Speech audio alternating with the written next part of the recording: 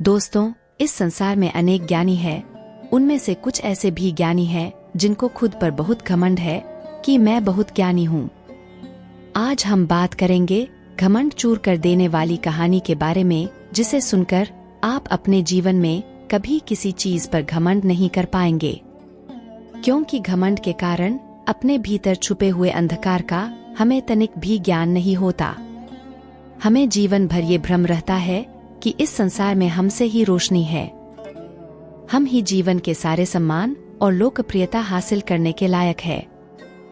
लेकिन ये कहानी हमें स्पष्ट कर देगी कि प्रतिभावान मनुष्य के भीतर भी अहंकार हो सकता है। तो चलिए शुरू करते हैं। एक गणितज्ञ जो कि प्रतिभा के धनी थे, हर चीज को जोड़ घटाने में माहिर थे। उनकी ख्याति बहुत दूर दूर तक फैली हुई थी। उन्होंने बहुत सारी किताबें भी लिखी हुई थी। इतने अथाह ज्ञान की वजह से उनके भीतर घमंड आ गया था।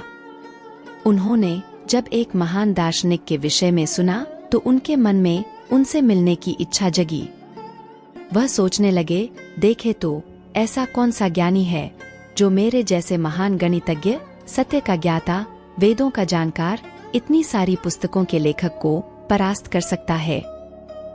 दूसरी तरफ दार्शनिक थे जिनका ज्ञान देने का तरीका थोड़ा सा अलग था। गणितज्ञ ने उनसे मिलने का अनेक बार प्रयास किया, किंतु दार्शनिक तरह तरह के बहाने बनाकर गणितज्ञ से कहते रहे कि उन्हें बहुत काम है। लेकिन यह सच नहीं था। दार्शनिक को कोई कार्य नहीं था, वह तो सिर्फ गणितज्ञ को इंतजार कराना चाहते थे। 3 दिन इंतजार कराने के बाद दार्शनिक गणितज्ञ से मिलने के लिए आए। दार्शनिक ने गणितज्ञ से कहा, मैंने सुना है तुमने बहुत सारी किताबें लिखी है, तुम बहुत कुछ जानते हो, इसलिए मैं तुम्हें एक कागज और कलम देता हूँ।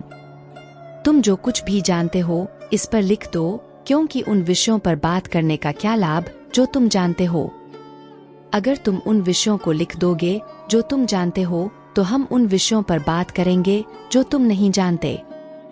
ऐसा करने से सही मायने में हम कुछ ज्ञान की बातें कर पाएंगे और समय भी बर्बाद ना होगा। ऐसा कहकर उन्होंने कागज और कलम गणितज्ञ के सामने रख दिया। गणितज्ञ वैसे तो बहुत प्रतिभाशाली थे, लेकिन उन्हें समझ नहीं आ रहा था कि आखिर वह इस कागज पर क्या लिखे।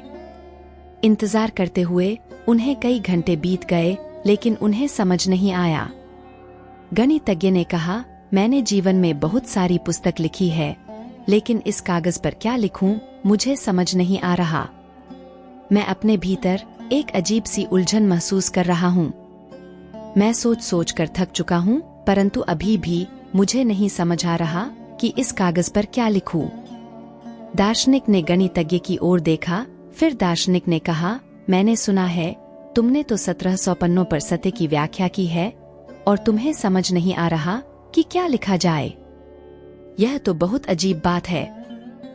यह सुनकर गणितज्ञ की आंखों से अजीब प्रकार के आंसू निकल आए, जैसे कि पल भर के लिए उनका ज्ञान कहीं उड़ सा गया हो। उनके भीतर खुद को लेकर एक प्रश्न चिन्ह सा बन गया। जीवन में पहली बार वह एक ऐसी स्थिति में आए थे जिसमें उन्होंने खुद से ही सवाल किया और गहराई से सोचा, वाकई में क्या मैं कुछ नहीं जानता? गणितज्ञ ने कहा, क्या मैं कुछ नहीं जानता? मैंने अपनी पूरी जीवन शक्ति ज्ञान को अर्जित करने पर लगा दी, और आज मैं ये क्या महसूस कर रहा हूँ कि मैं कुछ नहीं जानता। दार्शनिक ने कहा, तुमने ज्ञान का पहला सबक ले लिया है कि तुम कुछ नहीं जानते। नहीं जानना एक शुरुआत है। अपने बीते हुए जीवन में जो भी कुछ तुमने जाना था, आखिर में जाना ही नहीं था। वह तो सिर्फ व्यवहारिक ज्ञान था, स्वयं का ज्ञान नहीं। ज्ञान के इतने बड़े समुद्र में व्यक्ति थोड़ा सा ही जानता है, लेकिन उसे अपने ज्ञान का घमंड हो जाता है कि वह बहुत कुछ जानता है। सच्चा ज्ञान तब होता है जब समझ में आता है कि वह जितना जानता है वह बहुत कम ही है। सबसे पहला ज्ञान यही है, अपनी अज्ञानता को जानना। मनुष्य सब कुछ जान सकता है, लेकिन जो जान रहा है उसको नहीं जानता। अपने भीतर बैठे उस अहंकार को नहीं जानता जो बाहरी ज्ञान से घमंडी हो जाता है। उसकी नजरें कभी खुद को नहीं देख पाती। वह सदैव यह देखता है कि लोगों की तुलना में उसने क्या इकट्ठा किया है, लेकिन उस ज्ञान के पीछे कितना अहंकार जमा हुआ है, उसे देखने से वह वंचित रह जाता है। दोस्तों, उम्मीद है आज की ये घमंड चूर कर देने वाली कहानी आपको पसंद आई होगी।